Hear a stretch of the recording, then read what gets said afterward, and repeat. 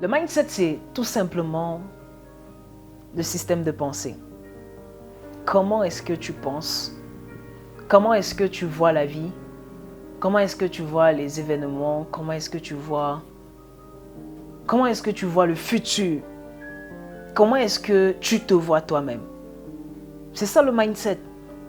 Beaucoup, quand on parle de mindset, ils ont l'impression que c'est quelque chose qui sort de l'ordinaire.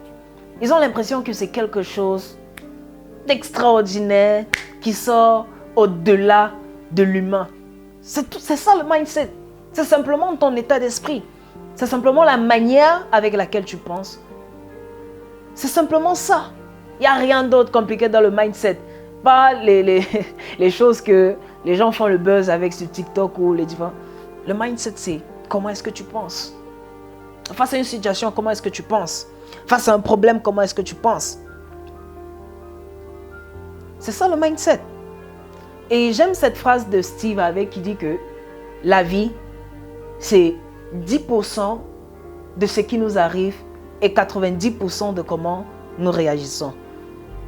10% de ce qui nous arrive et 90% de comment nous réagissons. Ton père meurt aujourd'hui. Ça, c'est la vie. Ta mère meurt aujourd'hui. Ça, c'est la vie. Ta femme meurt aujourd'hui. Ça, c'est la vie. Ton enfant meurt aujourd'hui. Ça, c'est la vie. Tes entreprises font faillite. Tu es endetté à un haut point. Tu ne sais pas si ta vie va devant ou si ta vie va derrière. Ça, c'est la vie. C'est 10%. Ce sont des choses qu'on ne peut pas prévoir. Mais ça fait partie de la vie. Mais maintenant, la question, c'est comment est-ce que tu réagis face à ces événements? Comment est-ce que tu réagis face à ces problèmes? Comment est-ce que tu réussis à surmonter cela? Comment est-ce que tu te comportes face à ces événements qui sont venus dans ta vie de manière malencontreuse, de manière imprévue? Tu sors de chez toi en bonne santé. Tu rentres le soir, tu n'as plus tes jambes. Tu rentres le soir, toi qui étais propriétaire, tu deviens locataire. Toi qui avais une entreprise, toi qui avais suffisamment de fonds en banque pour vivre pendant 50 ans. Tes comptes sont gelés, des poursuites judiciaires. Ça, c'est la vie. Mais la question, c'est comment est-ce que tu réagis? Tu viens de perdre ton emploi, tu viens de perdre ton job, tu es en train de faire face à un divorce. Ça, c'est la vie. Mais la question, c'est comment est-ce que tu réagis? Comment est-ce que tu fais pour surmonter cela? Quand beaucoup ne comprennent pas ça, petit événement, il va tomber en dépression. Coma éthylique, alcool, débauche, etc., cigarette. C'est parce qu'il n'a pas encore compris la vie. C'est parce qu'il n'a pas encore su se développer à l'intérieur. Mais quand tu as compris la vie et qu'une situation négative t'arrive, que ce soit un échec, que ce soit un refus d'emploi pour la 60e fois, quand tu as compris que c'est la vie, tu trouves les moyens de le surmonter. Tu trouves une autre alternative. Si l'État ne t'a pas donné un job, ça c'est la vie. La question c'est comment je fais pour créer moi-même un job. Si cette entreprise ne t'a pas embauché, ça c'est la vie. La question c'est comment je fais pour créer moi-même de l'emploi. Ton état d'esprit et ton système de pensée précèdent tes anciens. La Bible dit que tel un homme pense, tel il est. Ton état d'esprit précède tes actions. Si tu penses que tu es un échec, tu n'as pas besoin de fournir d'efforts dans ta vie. Tout ce que tu feras sera un échec. Si tu penses que tu es né pour être pauvre, tu n'as pas besoin de fournir un effort quelconque. Tout ce que tu feras, tu auras l'impression que c'est un sort qu'on a lancé au village, tu auras l'impression que c'est une malédiction, tu auras l'impression que tes parents t'ont vendu ou bien il y a une alliance spirituelle. Non! C'est toi-même qui as créé ça dans ton esprit. Et étant donné que tu es un être tripartite, esprit, âme et corps, tu as conçu ça dans ton état d'esprit. C'est pourquoi ça se matérialise de manière physique. Quand on dit 500 € par mois, beaucoup d'entre vous ne vont pas atteindre ça. Pourquoi? Parce que dans votre esprit, vous vous êtes disqualifié. Dans votre esprit, vous vous dites, Non, on ne peut pas. Ce n'est pas possible en Afrique. Ce n'est pas possible au Cameroun. Ce n'est pas possible en RDC. Dans votre esprit, vous vous disqualifiez vous-même. Dans votre esprit, vous ne vous sentez pas capable de posséder ces choses. Ne vous sentez pas digne de posséder ces choses. Tel un homme pense, tel il est. Donc à partir d'aujourd'hui, je veux que tu te dises que moi aussi je mérite de réussir. Moi aussi je mérite d'aller de l'avant. Moi aussi je mérite d'être une étoile dans ce monde. Je mérite. Dis-toi que tu mérites. Dis-toi que tu dois posséder ces choses. Parce que beaucoup se voient comme un échec, se voient comme une erreur de la nature. Et souvent, je vois des personnes dire que moi, ma vie, c'est toujours comme ça. Donc, ça ne m'étonne pas. J'ai encore échoué. Donc, quand on lui dit qu'il a échoué, ce n'est pas étonnant pour lui. Il se dit, non, c'est normal. Je suis né pour échouer. Ma vie, c'est comme ça. Ça a toujours été comme ça. Donc, pour lui, c'est normal. Mais si, à partir d'aujourd'hui, tu comprends que tu n'es pas né pour échouer.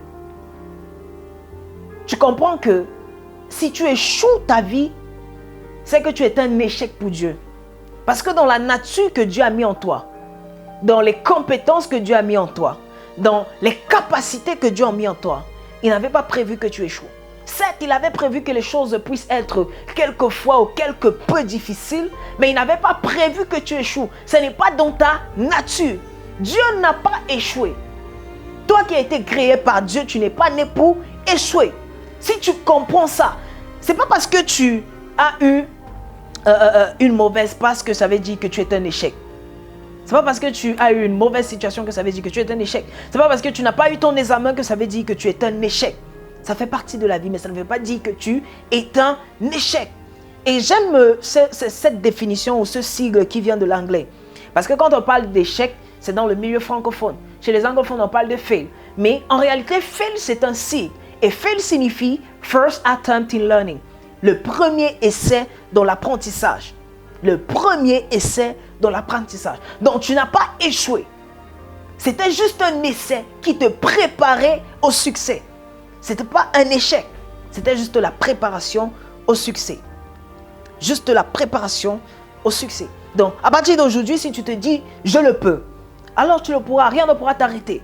Si dans ton esprit, tu te vois comme un leader, tu te vois comme un influenceur, tu te vois comme quelqu'un qui est né pour dominer, comme le dit la Bible, que Dieu créa l'homme, il le plaça dans le jardin et lui dit « domine, assujettis ».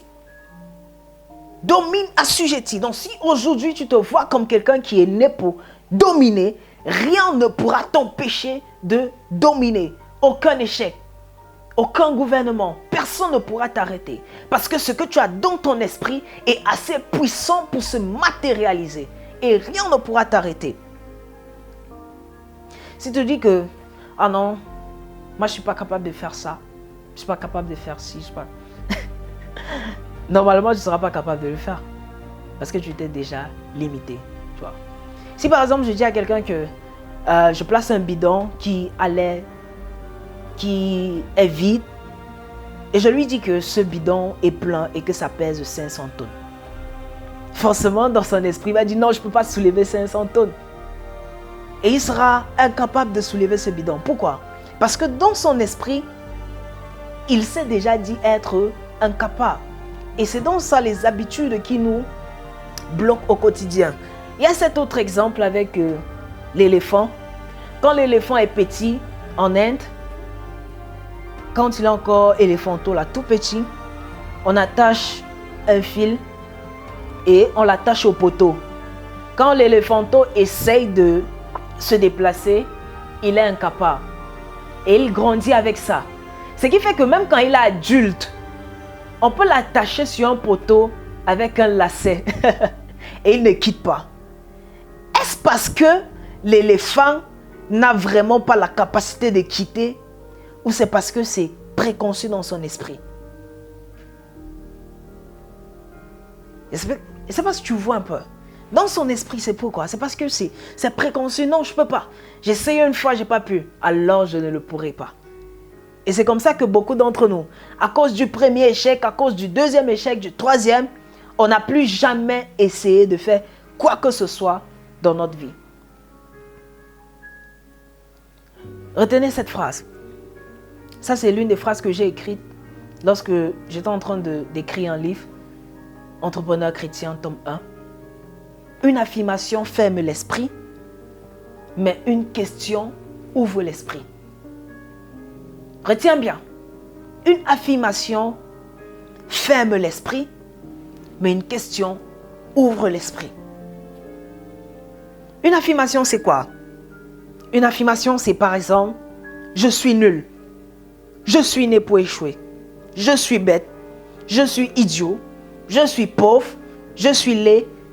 Ça, ce sont des affirmations. Mais l'affirmation ferme l'esprit. L'affirmation est un peu comme une conclusion. Tu affirmes que tu es. Dans ton affirmation, il n'y a pas un désir de changement. Dans ton affirmation, il n'y a pas une volonté de devenir meilleur. Dans ton affirmation, il n'y a pas une motivation à aller à un autre niveau. C'est ça l'affirmation. Par contre, une question ouvre l'esprit. Regardez, si je dis par exemple je suis pauvre, ça c'est une affirmation. Mais si je dis maintenant, comment pourrais-je devenir riche? Là, ça devient une question. Ça veut dire qu'à ce moment, je vais cogiter. C'est pourquoi je dis une question ouvre l'esprit. Quand tu réalises que tu n'as pas d'argent, tu réalises que tu n'as pas de voiture, tu réalises que tu es dans une situation stable, tu es dans une situation financièrement stable, c'est-à-dire dans la pauvreté, à un chiffre plafonné. Tu sais que tu as tes 2 000 euros par mois, tu as tes impôts et tout ça, ou tu as tes 50 000 francs par mois, tu as ton loyer, tu as tout ça. Ça ne va pas changer rien. Mais tu es conscient que tu es pauvre. Et tu te dis comment faire pour.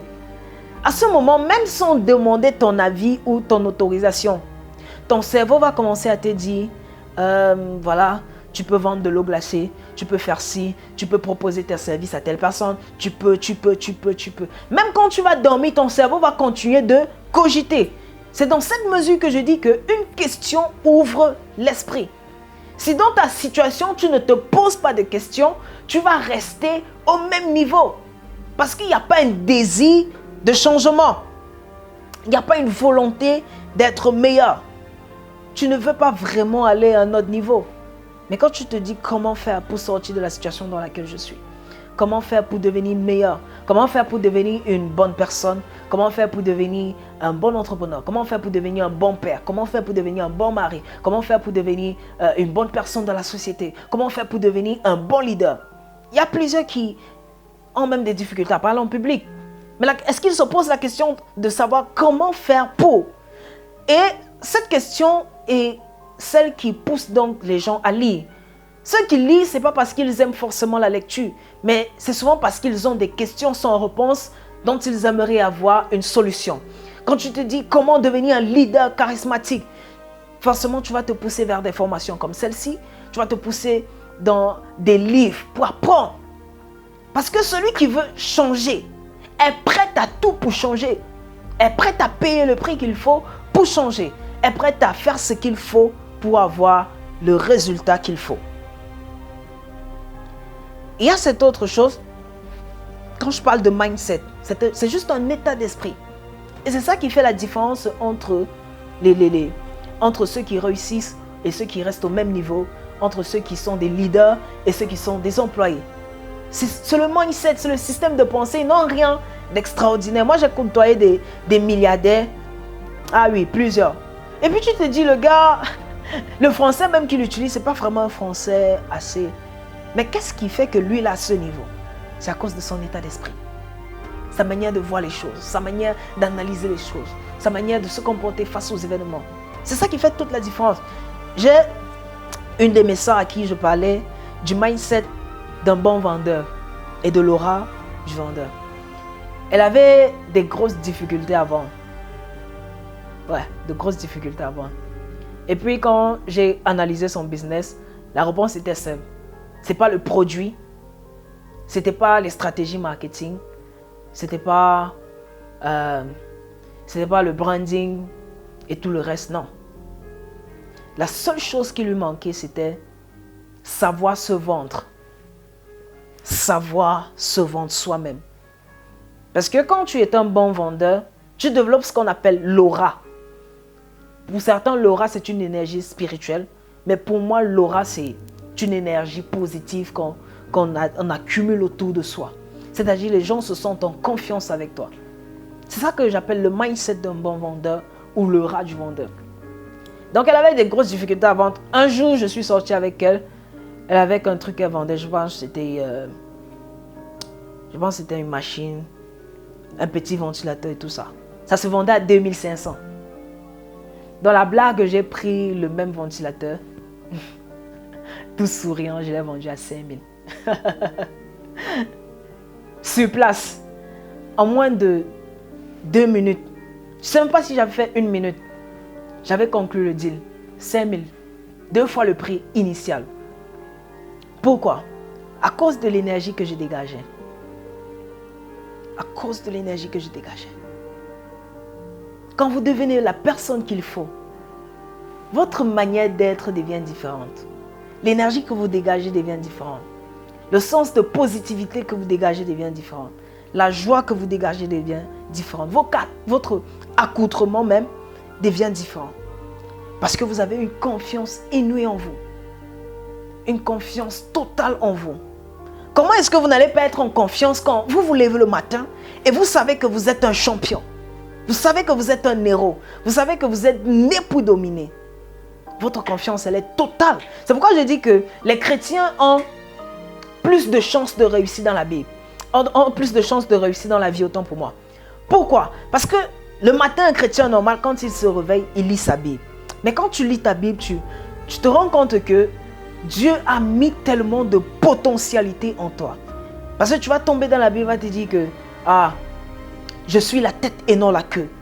Comment faire pour être un échec pendant la journée quand le matin tu as lu je suis la tête et non la queue? Quand tu as lu que Dieu a des projets de paix et non de malheur pour toi, comment faire pour être un échec? Comment faire pour être un échec? Quand tu sais que le matin, je suis né pour dominer et conquérir, comment faire pour être un échec? Ces petites paroles sont donc des paroles qui créent toute la différence. La manière avec laquelle tu te vois. Je n'ai pas demandé que tu regardes ta situation actuelle.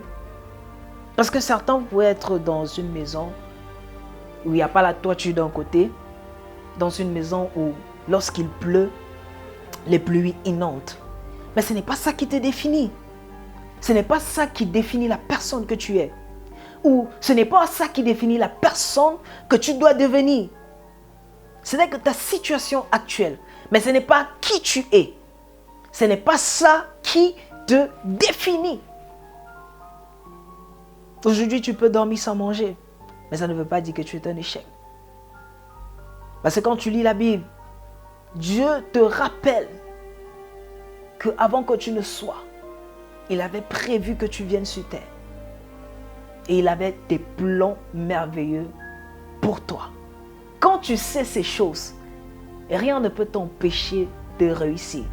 Quoique toute ton enfance soit une enfance troublée. Rien ne peut t'empêcher de réussir. Quand tu sais où tu vas, rien ne peut t'empêcher. Quand tu sais qui tu es, rien ne peut t'empêcher. J'aime cette anecdote du lion dans la forêt qui dit que quel que soit le degré de rareté de nourriture, de proie dans la forêt, le lion ne va jamais manger les herbes. Jamais de toute sa vie. Quelle que soit la rareté, le lion va tout faire pour avoir une proie. Va tout faire pour avoir de quoi manger. Mais il ne va jamais consommer les herbes. Continuez d'avancer dans la lancée que tu as prise. Continuez. Essayez. First attempt in learning. Premier essai dans l'apprentissage. Continuez encore et encore. Thomas Edison. J'aime beaucoup cet homme. Et c'est donc où je parle de la puissance du mindset. La puissance de visualiser. Thomas Edison a fait 1000 essais pour avoir une ampoule électrique comme celle qui nous entoure. 1000 essais. Et moi, la seule question que je me suis posée, c'est comment est-ce qu'un homme pareil fait pour essayer une fois, 2 fois, 3 fois, 4 fois, 5, 6, 100, 200, il ne s'arrête pas. Pour moi, ça m'a toujours challengé, ça m'a toujours ébloui. Et je me suis demandé, mais qu'est-ce qui peut pousser un homme à essayer autant de fois? Qu'est-ce qui peut pousser un homme à faire autant d'essais? Quelle peut bien être sa motivation pour l'amener à ce résultat? Et en réfléchissant, c'est là que j'ai réalisé la puissance de la visualisation. La puissance de la visualisation. Vous voulez faire 500 € par mois? Comprenez donc la puissance de la visualisation. Vous voulez être des leaders charismatiques. Vous voulez être des influenceurs. Vous voulez influencer et impacter cette génération. La puissance de la visualisation. Ferme les yeux un instant et commence à t'imaginer. Commence à te voir. Où tu veux être. Au poste où tu veux être. Dans la maison que tu veux être. Avec l'argent que tu veux avoir. La visualisation. Le problème de plusieurs, c'est qu'ils ne savent pas visualiser.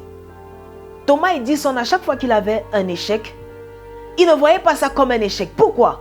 Parce que dans son esprit, ce qu'il voyait, c'était une ampoule qui brillait. Donc, ce qui était autour de lui ne pouvait pas l'empêcher de continuer. Il en est de même. Quand tu plafonnes ton objectif, je vais avoir telle moyenne, je vais avoir tel résultat, je vais avoir ceci, je vais avoir ça. Visualise dans ton esprit et reste focalisé. Donne-toi les moyens d'y arriver. Donne-toi les moyens d'y parvenir. Donne-toi les moyens d'atteindre ces objectifs. Forme-toi, apprends, continue. Après le premier essai, apprends encore. Après le deuxième, apprends encore. Jusqu'à ce que tu atteignes le résultat ou le succès. La persévérance, c'est le carburant d'un entrepreneur. C'est le carburant de tout leader. La persévérance. La persévérance. Si vous ne savez pas persévérer, vous pouvez vous arrêter là. Parce que cette formation n'est pas faite pour vous. Si vous n'avez pas la patience nécessaire, tout vient à point à celui qui sait attendre. Mais quand on dit d'attendre, beaucoup pensent que c'est rester dans l'inaction. Patienter veut dire se préparer pour. Il y a cette histoire de 2 fermiers, ou entendez par là agriculteurs, qui attendaient les pluies. L'un est allé apprêter ses champs, l'autre a attendu les pluies. Donc il est resté chez lui et attendre que les pluies viennent. Et si on vous demande entre les deux, qui attendait véritablement les pluies? Qui croyait que les pluies allaient venir? Vous allez me dire, c'est celui qui a apprêté ses champs. Effectivement. C'est donc ça, attendre. Attendre, ce n'est pas rester dans une position statique. Mais attendre, c'est se préparer pour recevoir. Se préparer pour conquérir, se préparer pour avoir. Attendre, c'est se mettre en position de réception. C'est pourquoi on dit que la chance, c'est lorsque l'opportunité rencontre la compétence. Donc, là, j'ai mon apprenant du Togo et c'est l'une des personnes qui m'a le plus marqué, que ce soit lui ou que ce soit moi dans le domaine de la persévérance. Là, on a fait un coaching en achat en Chine. On a fait un coaching en achat en Chine. Donc, au passage, je profite pour saluer Clément. On a fait un coaching en achat en Chine. On a fini de travailler. Le premier jour, le deuxième, le troisième, il maîtrisait tous les rouages, que ce soit négocier avec les fournisseurs, trouver les bons fournisseurs, etc., etc. Il maîtrisait tout. Mais, à un moment donné, il a fallu qu'il passe sa première commande. C'est où tout a dégénéré. Il passe la commande. Au moment du paiement, tout est conclu. Le fournisseur lui dit, tu vas payer tel nombre, tu vas payer comme ça, comme ça. Il avait même déjà contacté son transitaire et tout. Mais à ce moment-là, impossible de passer la commande. La carte bancaire rejetée.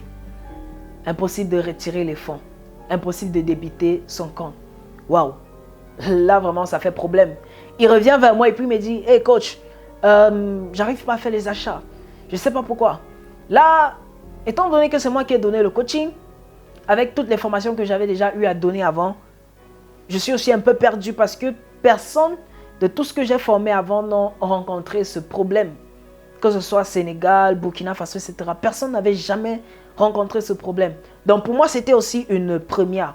Donc c'était la première fois que je rencontrais cette difficulté avec lui, avec un apprenant. Donc je contacte sa banque, je contacte la banque et tout. On essaye de faire la modification qu'il faut. Je contacte le service client Alibaba. On essaye de voir ce qui ne va pas et tout. On essaye encore à nouveau de passer la commande. Impossible. Une semaine après, on essaye encore. Impossible. 2 semaines après, on essaye encore. Impossible. Là maintenant, il s'en va vider son compte bancaire. Il fait une nouvelle recharge. Il débite et tout. On essaye toutes les manœuvres. 2 semaines, 3 semaines, rien. Et puis là, tout s'en est déboussolé parce que j'arrive pas à comprendre. Je lui propose même de faire les achats avec ma carte bancaire. Parce que j'ai jamais rencontré ce problème-là. Jamais. Et on s'est un peu perdu de vue peut-être pendant 1 semaine. Cependant, de mon côté, je cherchais vraiment des solutions. Et puis, j'ai même contacté d'autres coachs. Jusque-là, la solution n'était toujours pas en vue. 1 semaine plus tard, il m'écrit, il me dit voilà, j'ai changé de banque. Je suis allé dans une nouvelle banque, j'ai créé un nouveau compte et tout. Et là, je viens de recevoir ma marchandise au Togo. C'était vraiment un ouf de soulagement. C'était vraiment une fierté pour nous. C'était vraiment, on était heureux. Mais pour moi, c'était pas ça. Pour moi, c'était waouh. Quelle persévérance. Quelle motivation. Donc, pour moi, c'est ça la persévérance.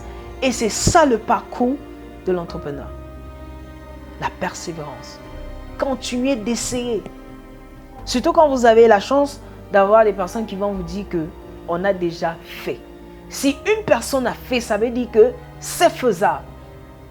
Si une personne l'a déjà fait, ça veut dire que c'est faisable. Si quelqu'un a déjà atteint le milliard, ça veut dire que c'est faisable. Alors on va essayer jusqu'à ce qu'on va arriver à ce niveau-là. Ma propre expérience lorsque j'ai débuté l'entrepreneuriat, c'est beaucoup de challenges, beaucoup de difficultés. Je me rappelle, je vendais les livres PDF en ligne. Je vendais les livres PDF en ligne. Ah oui. Donc, très rapidement, j'avais créé une page Facebook et j'avais commencé à proposer les livres, que ce soit dans les groupes, ma page, mon compte personnel, etc. Mes statuts, je proposais des livres. Très rapidement, les gens commençaient à me contacter. Et la chef de ma mère, tu l'as? Et tout. Un pied à l'école, un pied dans le business. Oui, c'est combien? 5 000. Ah non, j'ai pas 5 000, j'ai 3 000. D'accord, envoie. Et là, j'étais buté directement. Parce que j'étais novice, je n'avais pas toutes les informations nécessaires comme vous l'avez dans cette formation. J'étais un autodidacte. Là, rapidement, je me suis buté. C'était au niveau des moyens de paiement. Il y a des gens qui m'écrivaient de RDC, de Guinée-Conakry, de Guinée-Bissau, qui m'écrivaient partout, qui voulaient le livre. Même de France, il y a des gens qui m'écrivaient pour avoir le livre. Mais je ne connaissais aucun moyen de paiement international. Je ne connaissais pas PayPal, je ne connaissais pas Stripe, je ne connaissais pas Western Union. Je ne connaissais pas ces choses. Et c'est ça, le début de l'entrepreneuriat. C'est là que nous, on a commencé. Et très rapidement, ces contacts sont devenus des amis. Donc, je leur ai donné le livre, mais j'ai gardé leur contact. Et aujourd'hui, je suis en bon terme avec quelques-uns d'entre eux. Notamment, le leader Vakus Touré qui est en Côte d'Ivoire. C'est lui qui m'aide dans les paiements là-bas. Et c'est un monsieur que j'ai rencontré, un monsieur vraiment Iba, à qui j'avais donné un livre. Il voulait vraiment acheter, mais je ne savais pas comment faire pour le processeur de paiement et tout. Un monsieur que je respecte beaucoup. Et c'était ça, mon début. C'est comme ça que j'ai commencé. Est-ce que je me suis arrêté là? Non. Si je m'étais arrêté là, c'est que je ne suis pas en train de faire cette formation. C'est que je ne suis pas en train de parler de moi aujourd'hui. Pourquoi? Parce que j'ai continué. J'ai encore essayé. Encore et encore, jusqu'à ce que j'apprenne. Votre problème, c'est que des fois, vous avez peur d'échouer. Vous avez peur de vous tromper. N'ayez pas peur d'échouer. N'ayez pas peur de mal faire. N'ayez pas peur. Celui qui échoue, ça prouve à certitude qu'au moins s'il fait, il fait quelque chose. Beaucoup n'échouent pas. C'est normal. Ils ne font rien. Beaucoup n'échouent pas parce qu'ils n'ont rien essayé. Ils n'ont rien entrepris. Quelqu'un qui n'a jamais monté une entreprise ne peut pas tomber en faillite. Celui qui tombe en faillite, c'est parce qu'il a une fois possédé une entreprise. Mais après chaque échec, il y a une leçon à tirer. Donc, celui qui échoue a plus d'expérience que celui qui n'a jamais échoué. Parce que celui qui échoue apprend quelque chose. À chaque difficulté, à chaque étape, il y a quelque chose à apprendre. Toujours quelque chose à apprendre. Pourquoi est-ce que vous voulez devenir entrepreneur? Pourquoi est-ce que vous voulez gagner 500 € par mois? Pourquoi est-ce que vous voulez atteindre la liberté financière? Pourquoi? Pourquoi? C'est une question qui semble banale. Certains vont dire non, je veux gagner de l'argent pour acheter une voiture, pour acheter de nouvelles chaussures, de nouvelles baskets, etc., des habits.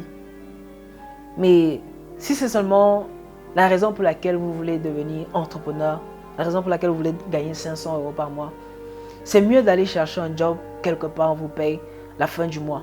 Je pense qu'on pourrait atteindre cet objectif-là. Mais quand on parle de liberté financière, c'est bien plus que ça. Et si votre pourquoi n'est pas assez conséquent, vous n'allez pas vous donner les moyens véritablement d'entreprendre. Une personne qui entreprend parce que sa mère est malade et elle a besoin d'argent urgemment pour son opération, n'a pas la même motivation qu'une personne qui entreprend juste pour acheter des chaussures. Une personne qui sait que soit j'entreprends, soit je meurs, n'a pas la même motivation qu'une personne qui vit chez ses parents. Une personne qui a tout. Elles n'ont pas la même motivation. Elles n'ont pas la même motivation. Une personne qui sait que si elle ne gagne pas de l'argent, elle ne va pas manger le soir. Vous n'avez pas la même motivation. Si ta motivation n'est pas assez grande, tes actions aussi ne seront pas assez conséquentes. Quand on va te dire il faut prospecter 500 personnes par jour, tu vas le faire avec négligence, avec nonchalance, avec désinvolture. Pourquoi? Parce que ta motivation n'est pas assez conséquente. Mais quand tu sais que tu ne veux pas mourir pauvre comme tes oncles, tu ne veux pas mourir, tu ne veux pas être vu comme l'oncle inutile, l'oncle qui ne sert à rien, la tante qui ne sert à rien, la tante qu'on ne peut pas appeler quand il y a des difficultés, le père qui ne peut pas payer les études de ses enfants, le mari qui ne peut pas s'occuper de sa femme.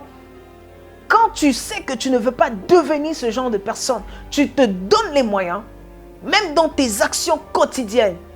Quand on dit l'objectif journalier, c'est de prospecter 100 personnes. Toi, tu prospectes 200 personnes. Pourquoi? Parce que tu sais où tu vas. Tu sais qui tu veux être. Tu sais pourquoi tu veux. Aujourd'hui, vous n'avez pas de problème. Mais imaginez, dans 5 ans, quand vous êtes père de famille, vous avez, disons, 5 enfants, une femme. Et votre enfant, on lui diagnostique une tumeur rare du cerveau. Il doit être évacué urgemment pour une opération qui va coûter 3 500 000 pour l'opération, sans oublier les frais de transport. Et le tout peut faire 5 millions. C'est quelque chose qui vous vient directement comme ça. C'est à ce moment que vous allez comprendre pourquoi il fallait entreprendre plus tôt. Parce que vous allez aller voir votre boss et lui expliquer la situation. Patron, mon salaire c'est 150 000, vraiment j'ai besoin d'un prêt et tout, mon enfant est malade. Et le patron va te répondre tout simplement, je te comprends, mais actuellement l'entreprise est en train de passer par une crise financière, donc je suis dans l'incapacité de t'aider. Tu vas appeler ton oncle, il va te dire actuellement ma femme elle est hospitalisée, je suis dans l'incapacité de t'aider. Tu vas appeler tes amis. Ils vont te dire, là vraiment on ne peut rien pour toi, on a des difficultés, on a la scolarité des enfants. Tu vas appeler tout ce que tu vas appeler, personne ne pourra t'aider. C'est où tu comprendras qu'il fallait entreprendre plus tôt. Quand tu es conscient de ça, dès maintenant, quand tu es conscient de ça quand tu es jeune, tu ne fais pas les choses comme les autres. Tu ne te livres pas aux boîtes de nuit, tu ne te livres pas à la débauche, tu ne gaspilles pas ton argent, tu ne dilapides pas n'importe comment. Parce que tu es en train de préparer ton avenir. Tu ne veux pas que tes enfants soient dans le manque. Tu ne veux pas que ta femme soit dans le manque. Tu ne veux pas que tes enfants se retrouvent dans la prostitution. Moi, je connais des familles où le père ne peut pas parler fort. Où ses filles se prostituent devant lui. Il ne peut rien dire. Pourquoi? Parce qu'il n'a pas l'argent. Même pas 500 francs. Ses enfants se prostituent devant lui pour 500 francs, pour 1000 francs. Que va-t-il dire?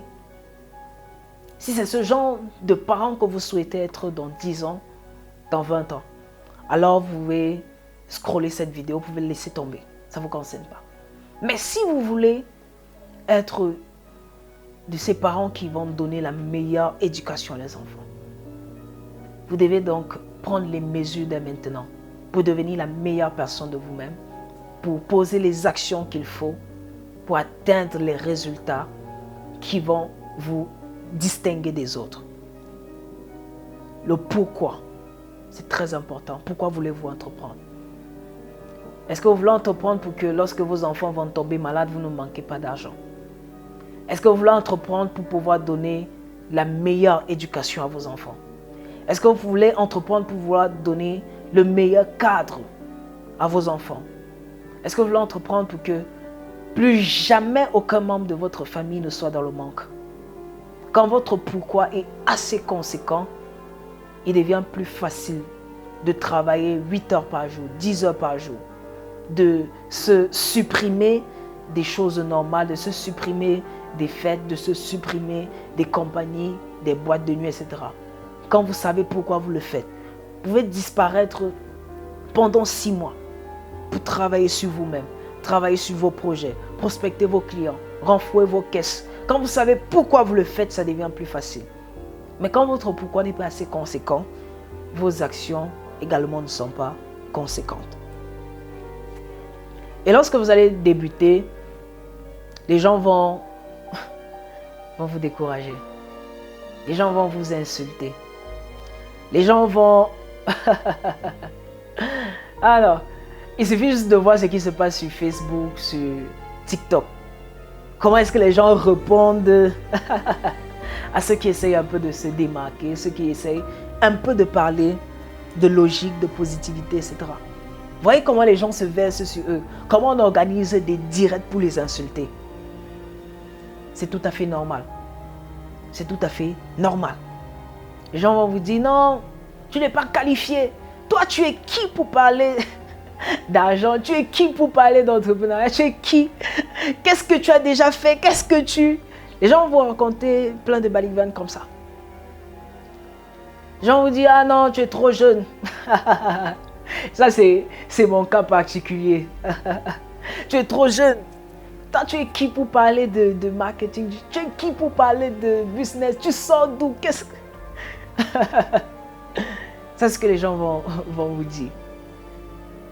Ça ne peut pas manquer. Ça fait partie du processus. Ça fait partie du chemin. Les moqueries. Les gens vont vous lancer les pierres, mais prenez ça comme un carburant. À chaque fois que les gens vont vous dire non, tu ne peux pas le faire, tu es incapable. Alors là, pour toi, ça devient un défi, ça devient un challenge. Je vais le faire. Je vais y arriver. Je serai. Je le ferai. Ce n'est pas juste des paroles en l'air, mais ce sont des paroles qui sont précédées par des actions. Ça veut dire au même moment que tu le dis, tu te mets à l'action. Tu te mets au travail pour le faire. Immédiatement. Pour fermer leur bouche. Lorsque j'ai créé ma page Facebook, rapidement, tellement d'injures. Des fois, tu restes, tu regardes un commentaire comme ça et puis tu veux répondre. C'était au début. Mais après, les gens ont compris que la motivation était là. Et puis, on a atteint le sommet.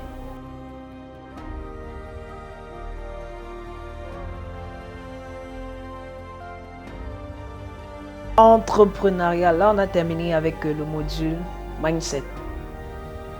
Là, je pense que certains, juste après le premier module, se sentent déjà capables de construire un immeuble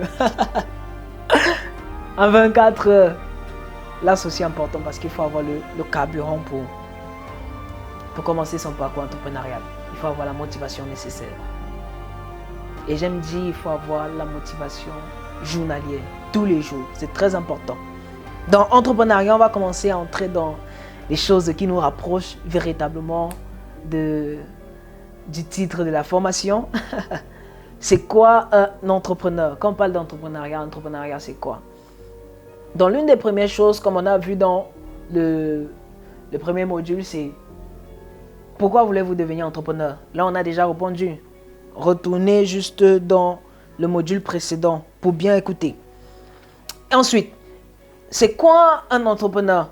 Beaucoup, quand on dit entrepreneur, ils pensent à un bureau, un ordinateur, la clim, les secrétaires. C'est pas ça l'entrepreneur. Beaucoup sont dans cet environnement-là, sont dans un bureau avec une clim, mais ne sont pas des entrepreneurs. Beaucoup sont des businessmen, mais pas des entrepreneurs. Un entrepreneur, c'est une personne qui résout véritablement un problème. Ah oui. Parce que quand tu résous un problème, tu te fais de l'argent. Les gens ont des problèmes.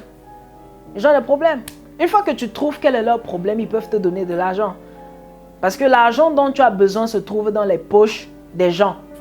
Mais pour avoir l'argent des gens, il faut résoudre le problème des gens. Les gens ne te donnent pas leur argent pour tes beaux yeux, ne te donnent pas leur argent parce que tu parles bien, non, tu sais t'exprimer. Non, c'est pas pour ça que les gens te donnent leur argent. Les gens te donnent leur argent pour une solution. Les gens viennent vers toi quand ils ont besoin d'une solution. Quelqu'un qui a par exemple des problèmes d'acné, il vient vers toi lorsque tu as la solution. Il va te donner son argent pour avoir la solution à ses problèmes d'acné. Quelqu'un qui veut se faire de l'argent, il va peut-être suivre cette formation.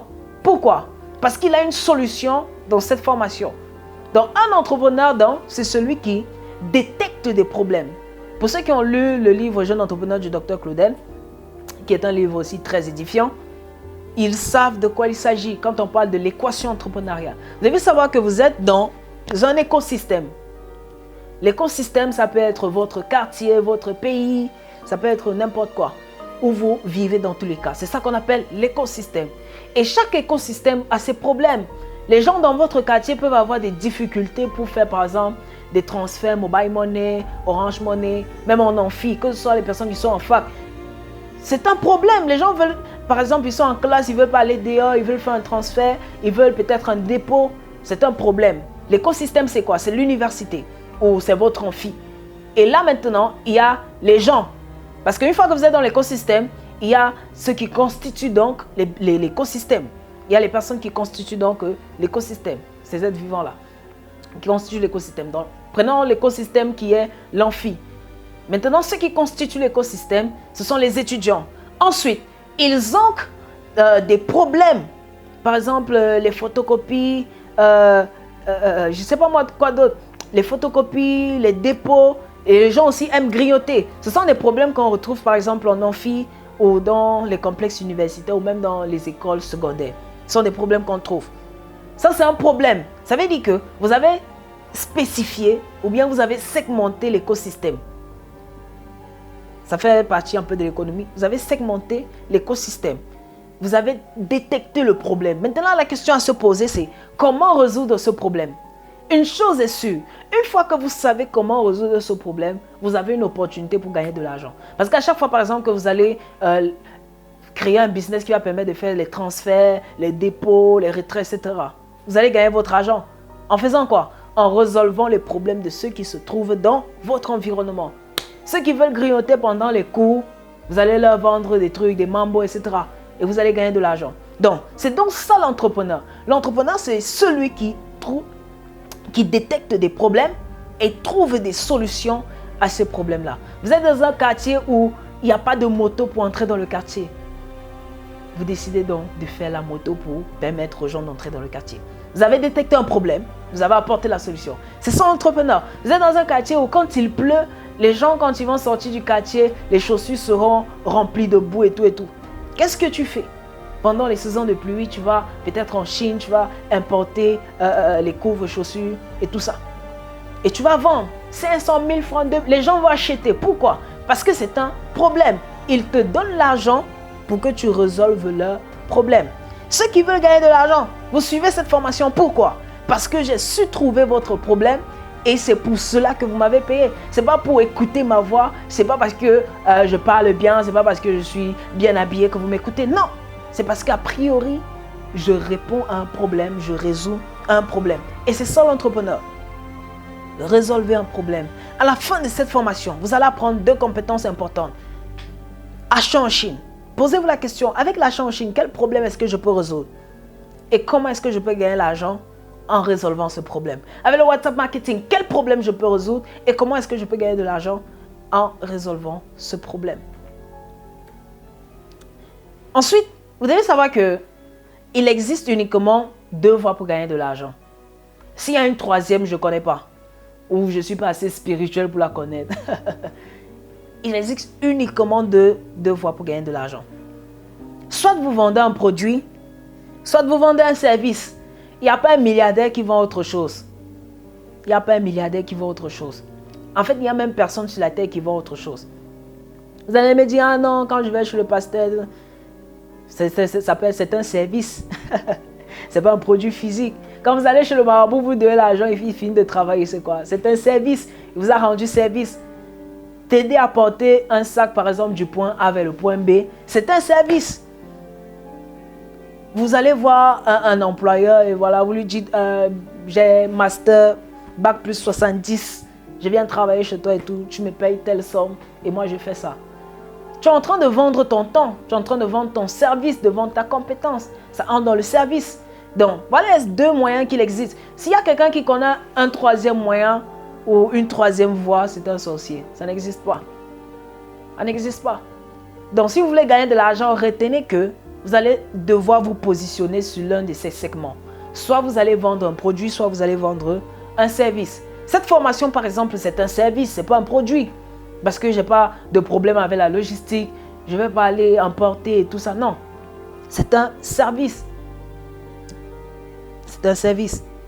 Et la différence déjà entre le service et le produit se trouve dans la gestion des stocks. Pourquoi? Parce que le produit, par exemple, il va falloir que vous l'importiez. Pour ceux qui vont prendre en Chine, vous allez importer depuis la Chine. Vous allez payer les frais de transport. Vous allez devoir stocker quelque part. Donc, il faut louer un magasin, il faut. Ça, c'est pour les produits. Vous allez devoir gérer la logistique. Lorsqu'un client fait son achat, il faut aller livrer. Il faut. Ça, c'est la difficulté lorsqu'on vend des produits. Et je vais vous expliquer pourquoi les services sont plus rentables pour les débutants. Par exemple, ceux qui sont des infographes, ceux qui sont des designers et tout ça. Ils vendent des services. Ils n'ont pas de problème de logistique. Mais toujours est-il que les 2 chemins mènent à la liberté financière quand on sait comment s'y prendre. Dans la vente des services, par exemple, les services déjà c'est très vaste. Il y a énormément de services. Dont les services sont légion, sont pléthore, sont multiples. C'est tellement varié. On peut avoir, je ne sais pas moi, cette formation c'est un service. Si par exemple quelqu'un me contacte là maintenant, il me dit je veux un logo, c'est un service. Je valide la commande, il fait le paiement, je travaille sur mon ordinateur et j'envoie. C'est fini. Une personne veut un accompagnement personnalisé en achat en Chine. Directement, je vais m'asseoir devant mon ordinateur, on va travailler. C'est fini. Ce sont les services. Les services sont tellement énormes. Quelqu'un veut une page Facebook, je vais m'asseoir devant mon ordinateur, je vais travailler, je vais créer tout ça. Et lui envoyer. C'est fini, on n'a même pas besoin de se voir, on n'a pas besoin de se connaître et tout ça. C'est donc ça la magie ou bien la beauté des services. Ceux qui suivent cette formation, beaucoup peut-être ne me connaissent pas ou ne m'ont jamais vu physiquement. Mais ils achètent la formation. Pourquoi? Parce que c'est un service. C'est facile à distribuer. C'est facile à se répandre sur le marché. D'accord? C'est facile. Donc quand on parle d'entrepreneuriat, c'est principalement ça.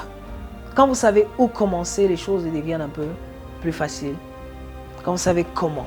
Donc, avec ces 2 exemples, si vous êtes débutant, vous allez voir lequel vous arrange le mieux parce que certains ont déjà des facilités. Certains ont déjà des facilités.